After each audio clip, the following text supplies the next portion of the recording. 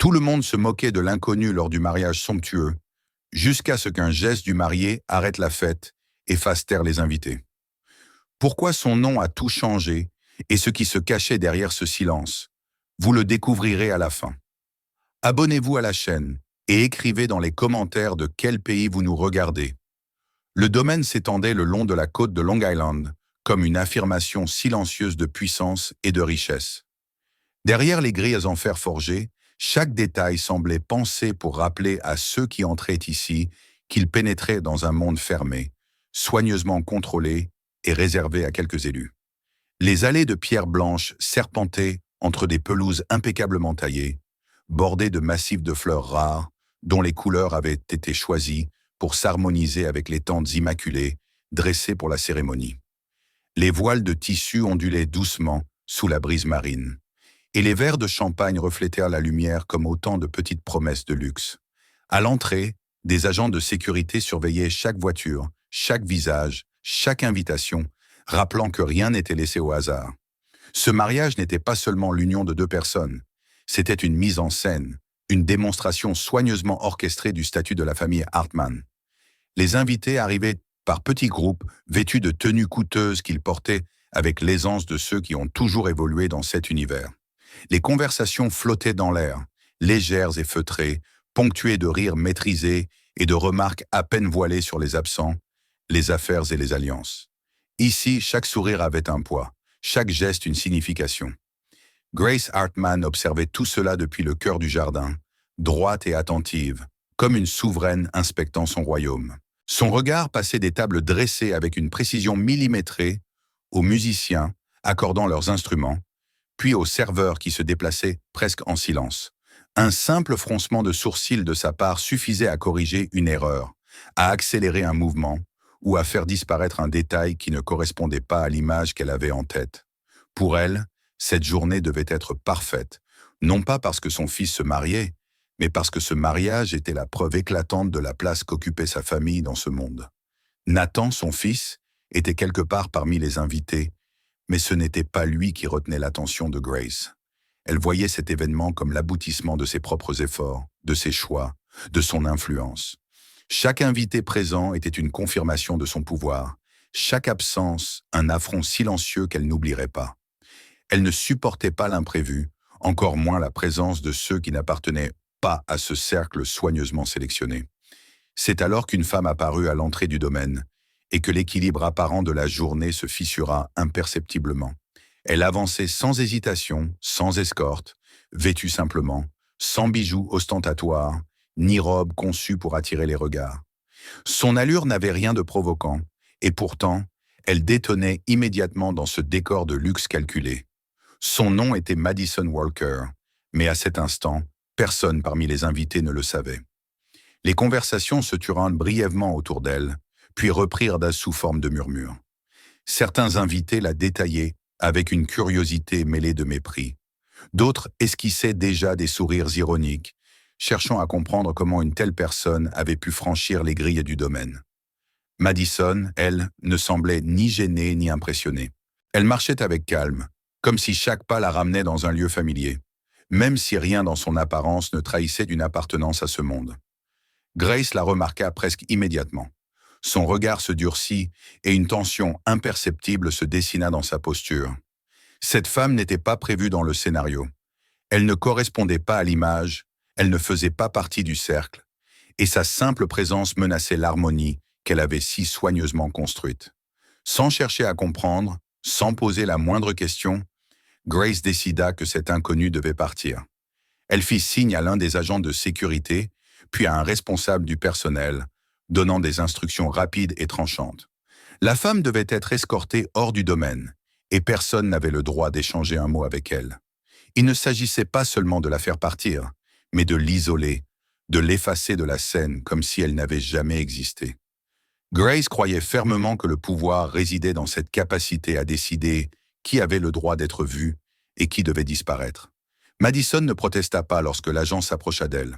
Elle n'éleva pas la voix, ne tenta pas de justifier sa présence. Son calme, presque dérangeant, contrastait avec l'agitation intérieure que ressentait Grace. Escortée à travers le jardin, Madison avançait sans résistance, mais avec une assurance qui ne passa pas inaperçue. Elle choisissait instinctivement les chemins les plus courts, évitait sans regarder les dalles légèrement affaissées, tournait aux intersections avec la précision de quelqu'un qui connaissait déjà les lieux. Les membres du personnel, eux, réagissaient d'une manière que seuls les observateurs attentifs pouvaient remarquer. Un serveur s'arrêta un instant, son plateau suspendu dans l'air, avant de détourner le regard. Une responsable du service traiteur sembla figée, incapable de poursuivre son travail. Un vieux jardinier, occupé à tailler une haie, retira lentement sa casquette en voyant Madison passer, baissant la tête avec un respect silencieux. Ces gestes, discrets mais chargés de sens, ne furent pas compris par Grace, qui les interpréta comme des signes de confusion ou de peur face à une intruse. Irritée par ce qu'elle percevait comme une perte de contrôle, Grace redoubla de sévérité. Elle réprimanda un employé trop lent, lança une remarque humiliante à un autre, cherchant à réaffirmer son autorité. Plus elle parlait, plus son ton devenait dur, et plus l'atmosphère autour d'elle se chargeait d'une tension étrange. Elle ne voyait pas que la peur qu'elle lisait dans les yeux du personnel n'était pas dirigée contre Madison, mais contre la vérité que sa présence semblait annoncer. Lorsque Madison fut finalement conduite jusqu'aux grilles, les invités observèrent la scène avec un mélange de satisfaction et de curiosité malsaine. Des commentaires chuchotés circulaient, certains ouvertement cruels, d'autres déguisés en plaisanteries élégantes. L'expulsion de cette femme devenait une sorte de divertissement, une confirmation collective que chacun connaissait sa place et que ceux qui n'en faisaient pas partie pouvaient être rejetés sans conséquence. Juste avant de franchir les grilles, Madison se retourna. Son regard balaya les visages réunis, sans colère ni défi, mais avec une attention tranquille, presque méthodique. Elle ne dit rien. Elle se contenta de regarder, comme si elle gravait ses expressions dans sa mémoire. Ce silence troubla davantage que n'importe quelle protestation. Certains invités détournèrent les yeux, sans comprendre pourquoi un malaise soudain s'installait en eux. Les grilles se refermèrent derrière elles, et la musique reprit peu à peu. Les conversations retrouvèrent leur rythme, et beaucoup crurent que l'incident était clos. Pour Grace, c'était une victoire mineure, la preuve qu'elle avait encore le contrôle absolu de la situation. Pourtant, quelque chose dans l'air avait changé. Le calme n'était plus tout à fait le même, et sous la surface brillante de la fête, une attente sourde commençait à se former. Madison, de l'autre côté des grilles, ne s'éloigna pas vraiment. Elle s'arrêta près de sa voiture, inspira profondément et observa une dernière fois le domaine. Elle n'avait pas été surprise par ce qui venait de se produire. Au contraire, chaque geste, chaque parole, chaque regard avait confirmé ce qu'elle était venue vérifier. Alors que la fête continuait sans elle, un autre processus, plus lent et bien plus irréversible, venait de commencer. De l'autre côté des grilles, la musique et les rires continuaient de s'élever au-dessus du jardin, comme si rien ne s'était produit. Les invités reprenaient leur conversation, les serveurs circulaient à nouveau entre les tables, et le champagne coulait sans interruption. Pour ceux qui se trouvaient à l'intérieur du domaine, l'incident se dissolvait peu à peu dans l'euphorie factice de la fête. Mais Madison, immobile près de sa voiture, sentait que ce qui venait de se passer n'était pas une fin, seulement une ouverture. Elle resta là quelques instants, les mains posées sur le coffre fermé, observant le va-et-vient discret des agents de sécurité derrière les grilles. Elle ne semblait ni pressée, ni hésitante. Son visage demeurait calme, presque serein, comme celui de quelqu'un qui a attendu longtemps ce moment précis et qui sait désormais que le temps joue en sa faveur. Le vent marin faisait doucement bouger les feuilles des arbres, et le bruit lointain des vers qui s'entrechoquaient résonnait comme un écho ironique de ce qui allait suivre. Madison ouvrit le coffre de sa voiture et en sortit un portefeuille en cuir sombre, usé par les années, mais impeccablement entretenu. Elle le tint un instant entre ses mains, comme pour en mesurer le poids symbolique. Ce n'était pas un simple objet, mais le fruit de recherches patientes, de nuits passées à comparer des dates, à relire des documents, à recomposer une histoire que d'autres avaient voulu effacer. Elle referma le coffre, inspira profondément, puis se tourna vers les grilles. Lorsqu'elle revint vers le domaine, les agents de sécurité échangèrent un regard surpris. Ils n'avaient eu reçu aucun ordre pour gérer ce retour, et l'assurance tranquille de Madison les déstabilisa.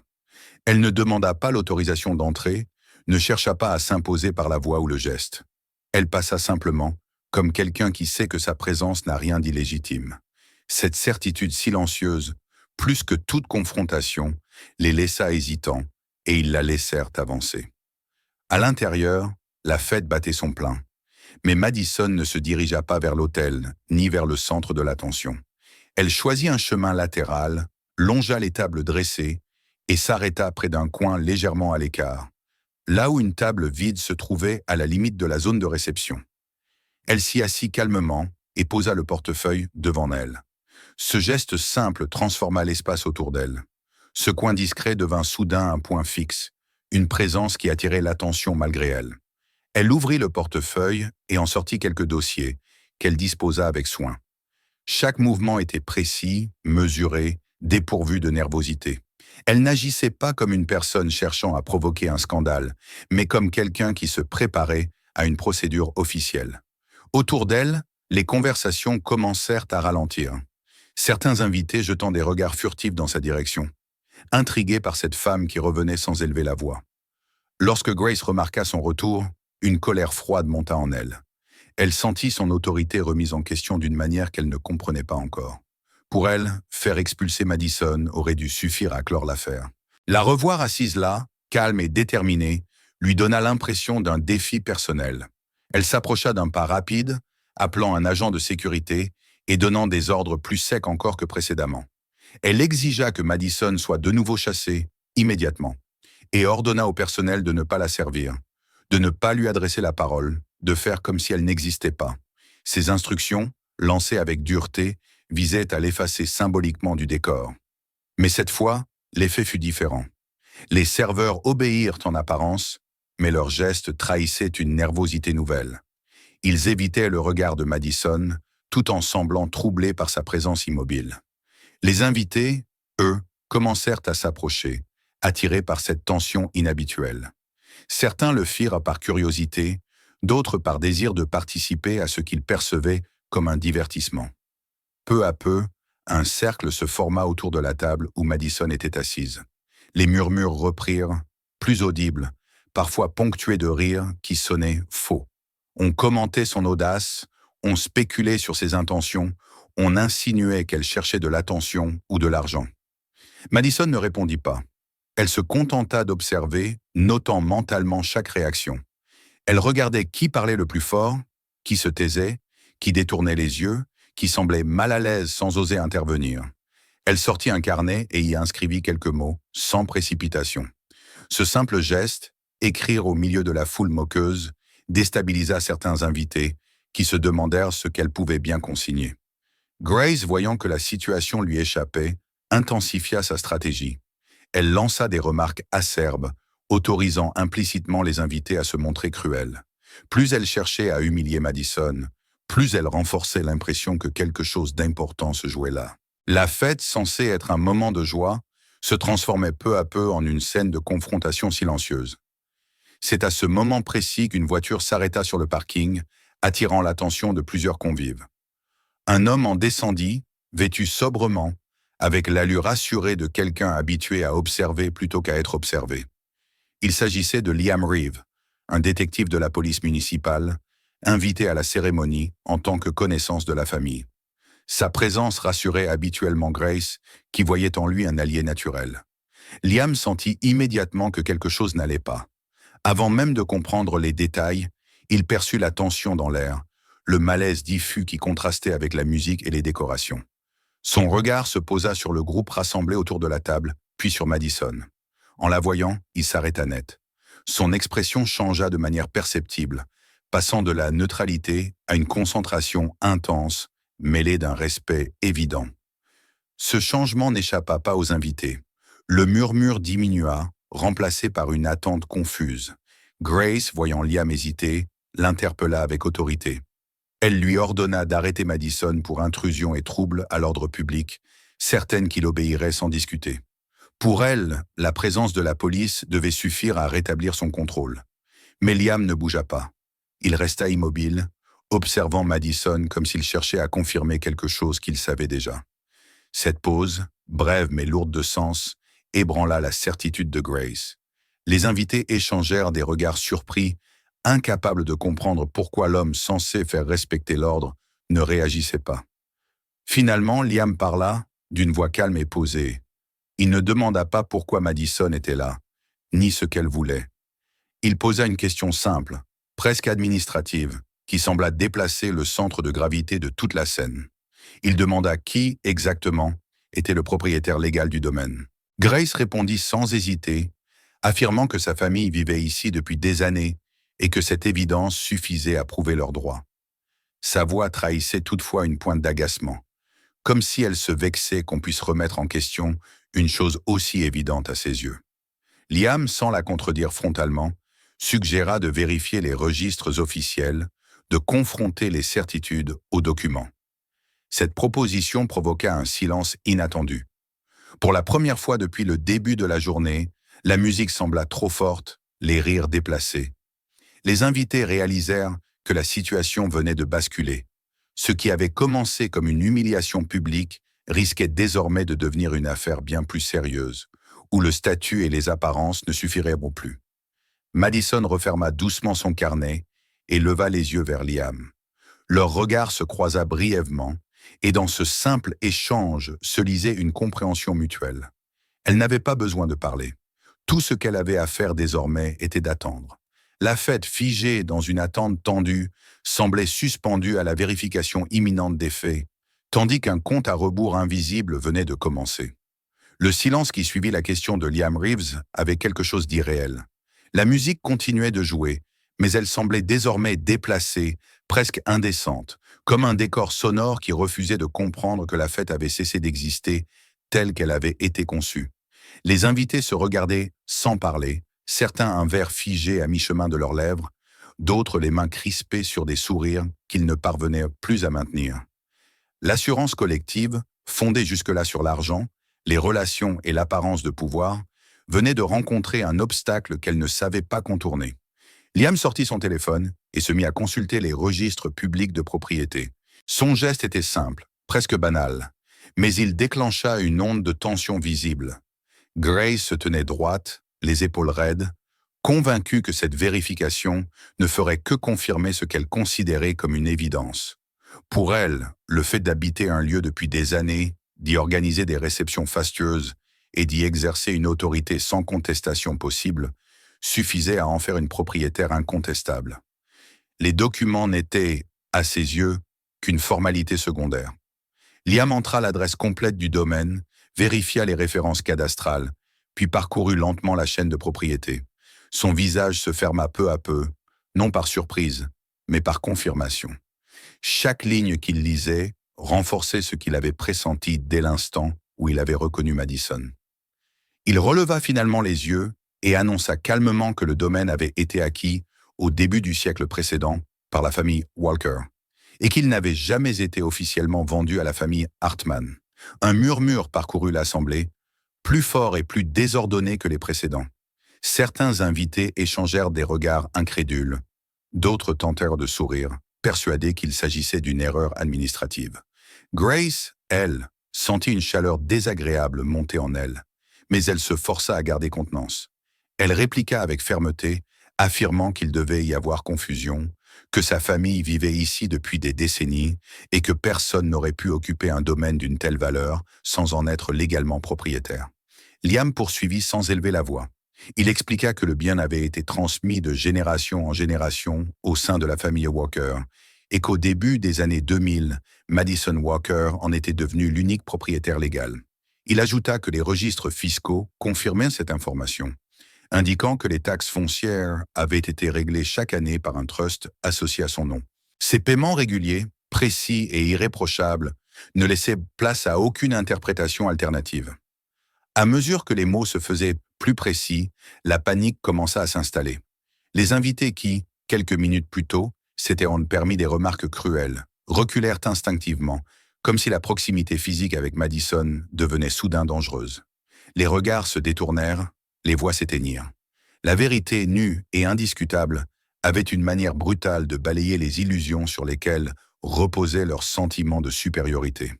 Le personnel, quant à lui, réagit différemment. Une forme de soulagement se lisait sur certains visages, comme si un poids ancien venait d'être levé. Un vieux jardinier, celui-là même qui avait retiré sa casquette plus tôt, s'avança lentement. Sa voix tremblait légèrement lorsqu'il parla, mais ses mots étaient clairs.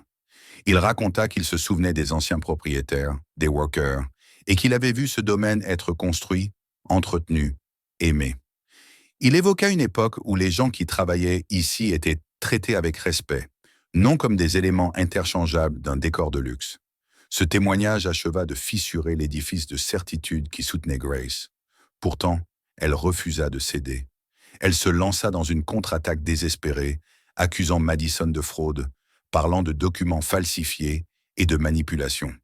Elle affirma que cette femme avait étudié l'histoire du domaine uniquement pour extorquer de l'argent ou humilier publiquement sa famille. Sa voix de plus en plus stridente trahissait la peur qu'elle s'efforçait de masquer. Dans un ultime effort pour reprendre le contrôle, Grace appela son avocat, un homme réputé pour sa capacité à régler rapidement les situations délicates.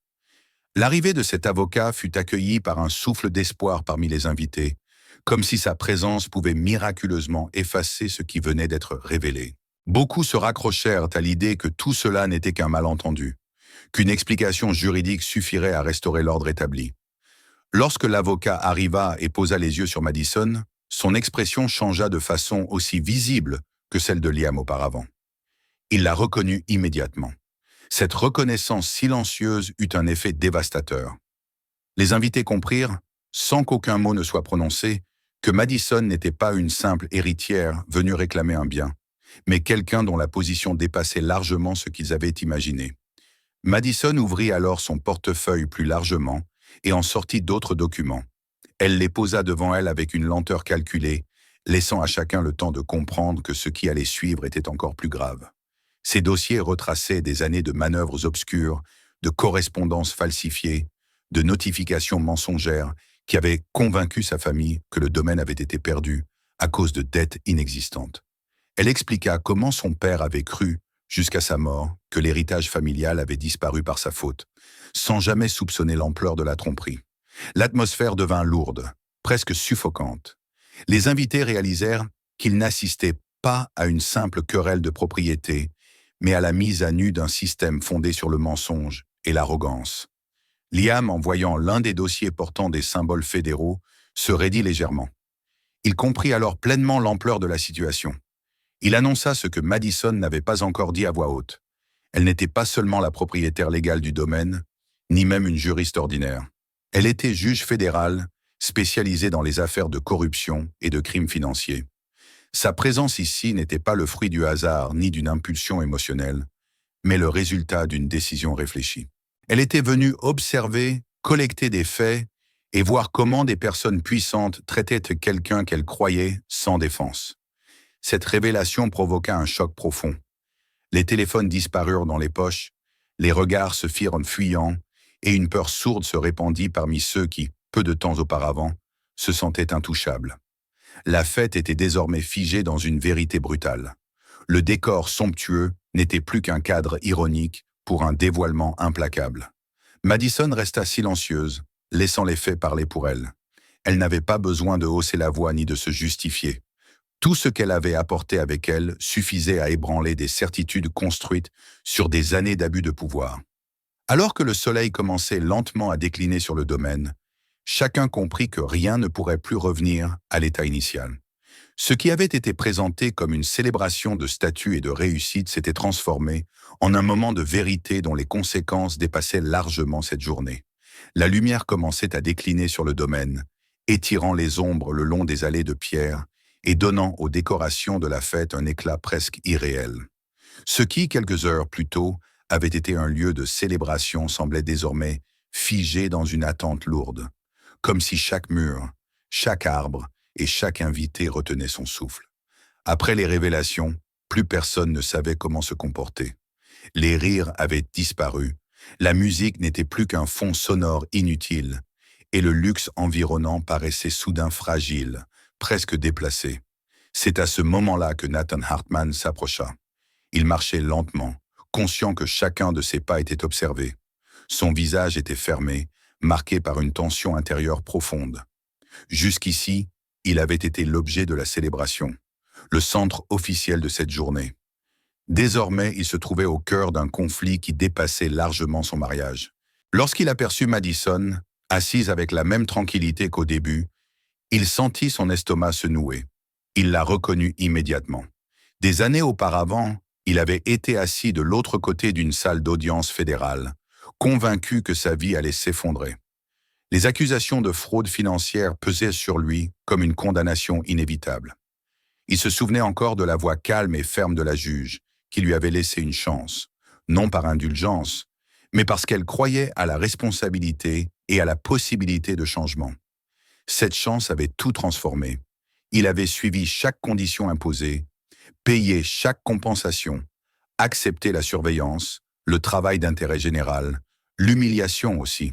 C'était grâce à cette décision qu'il était aujourd'hui libre, debout, prêt à commencer une nouvelle vie. Voir cette même femme humiliée publiquement par sa propre famille provoqua en lui un choc violent. Il comprit soudain que ce qui se jouait ici n'était pas seulement une question de propriété ou de pouvoir, mais une répétition du même mépris qu'il avait lui-même incarné autrefois. Il sentit la honte l'envahir, non seulement pour les actes de sa mère, mais aussi pour les siens, passés et présents. Nathan s'arrêta à quelques pas de Madison et se tourna vers les invités. Sa voix, lorsqu'il parla, n'était ni tremblante ni théâtrale. Elle était posée, presque grave. Il déclara qu'il connaissait Madison Walker et que ceux qui venaient de se moquer d'elle ignoraient à quel point il se trompait. Il évoqua brièvement son passé, sans entrer dans les détails, mais suffisamment pour que chacun comprenne qu'il n'était pas l'homme irréprochable que la fête prétendait célébrer. Il expliqua que le domaine n'était pas la propriété de sa famille, que tout ce qui se déroulait ici reposait sur un mensonge entretenu depuis des années. En prononçant ces mots, il sentit une libération étrange. Pour la première fois de sa vie, il parlait sans chercher à protéger l'image de sa mère ou le statut de sa famille. Il ne cherchait pas non plus à se racheter aux yeux des invités. Il disait simplement la vérité. Grace, debout non loin de là, le regardait avec une incrédulité mêlée de colère. Elle tenta d'intervenir, de reprendre le contrôle par l'autorité maternelle qu'elle avait toujours exercée sur lui. Mais Nathan ne baissa pas les yeux. Il soutint son regard et, pour la première fois, ne céda pas. Ce moment marqua une rupture silencieuse mais définitive. Il avait choisi de ne plus être un prolongement de son pouvoir. Autour d'eux, les invités se trouvèrent dans une position inconfortable. Certains détournaient le regard, conscients de leur propre lâcheté. D'autres tentaient de se montrer compatissants, espérant ainsi effacer leur comportement précédent. Mais l'atmosphère avait changé. Il n'y avait plus de place pour les faux-semblants. Tous les regards se tournèrent alors vers Madison. Beaucoup attendèrent une réaction spectaculaire, une vengeance publique qui viendrait sceller la chute définitive de Grace Hartman. Les possibilités étaient nombreuses. Madison avait en main des preuves suffisantes pour déclencher des poursuites immédiates, pour exposer les irrégularités, l'occupation illégale, les manipulations financières et l'arrogance systémique. Une simple décision de sa part aurait suffi à faire s'effondrer ce monde bâti sur l'illusion de l'impunité. Madison se leva lentement. Son geste était mesuré, presque solennel. Elle regarda un instant le domaine, non comme un trophée à récupérer, mais comme un lieu chargé de souvenirs, d'efforts et de blessures anciennes. Elle pensa à son père, à l'injustice qu'il avait subie, à la confusion et à la honte qu'il avait emportée avec lui. Elle comprit alors que la destruction pure et simple n'apporterait ni apaisement ni sens. Lorsqu'elle parla, sa voix était calme, mais chaque mot portait un poids considérable. Elle expliqua qu'elle avait le pouvoir de choisir la voie de la sanction immédiate, de laisser la loi suivre son cours de la manière la plus sévère. Mais elle déclara également que la justice ne se résumait pas à punir. Elle consistait aussi à réparer, à reconnaître et à transformer. Elle énonça alors ses conditions. Il devait y avoir une reconnaissance publique du mensonge, un aveu clair que le domaine appartenait à la famille Walker et que son occupation avait été fondée sur une illusion entretenue. Les symboles et les traces de l'histoire de sa famille devaient être restaurés, visibles, respectés. Le personnel, trop longtemps traité comme un simple décor, devait recevoir des excuses officielles et des garanties de respect et de dignité. Madison exigea également la création d'un fonds non destiné à financer des réceptions luxueuses ou des projets de prestige, mais à soutenir ceux qui n'avaient jamais eu accès aux opportunités offertes aux puissants. Ce fonds devait être géré de manière transparente et soumis à des contrôles stricts. Enfin, elle demanda une coopération totale avec toute vérification future, sans tentative de dissimulation ni d'influence. Ces exigences frappèrent voir l'Assemblée plus durement que n'importe quelle menace judiciaire. Elles attaquaient non pas seulement les biens matériels, mais l'idéologie même qui avait permis à Grace et à ses semblables de se sentir supérieurs. Grace comprit qu'elle se trouvait face à un choix sans échappatoire. Aucune relation, aucun argent, aucune intimidation ne pouvait infléchir la décision de Madison. Le silence qui suivit était dense. Chacun ressentait le poids de ce moment. Madison offrit à Grace une alternative claire, dépourvue de colère, mais chargée de conséquences. Soit elle acceptait la responsabilité et tentait de réparer, soit la loi suivrait son cours, froide et implacable. Finalement, Madison se détourna. Elle n'attendit pas de réponse immédiate, car elle savait que le véritable jugement ne se jouerait pas en un instant. Elle quitta le domaine avec la même discrétion qu'à son arrivée, traversant les allées désormais silencieuses. Son pas était sûr, libéré du besoin de prouver quoi que ce soit. Près de la sortie, elle s'arrêta un instant et jeta un dernier regard au domaine. Elle n'y voyait plus un lieu de confrontation, mais une histoire retrouvée, arrachée à l'oubli. Sa victoire ne résidait pas dans l'humiliation de ceux qui l'avaient méprisée, mais dans le fait que la vérité avait repris sa place. Derrière elle, les invités restaient immobiles, confrontés à une question qu'ils emporteraient avec eux bien au-delà de cette journée. Si eux-mêmes avaient été en position de répondre à l'injustice par la vengeance, auraient-ils eu le courage de choisir une justice capable de transformer, plutôt que de simplement détruire? Abonnez-vous à la chaîne pour ne pas manquer la suite et les nouvelles histoires. Regardez la prochaine vidéo et découvrez d'autres contenus sur la chaîne. Il y a encore plus de moments qui vont tout bouleverser. Et surtout, partagez cette vidéo avec vos amis pour savoir de quel côté ils se trouvent. Écrivez dans les commentaires de quel pays vous regardez.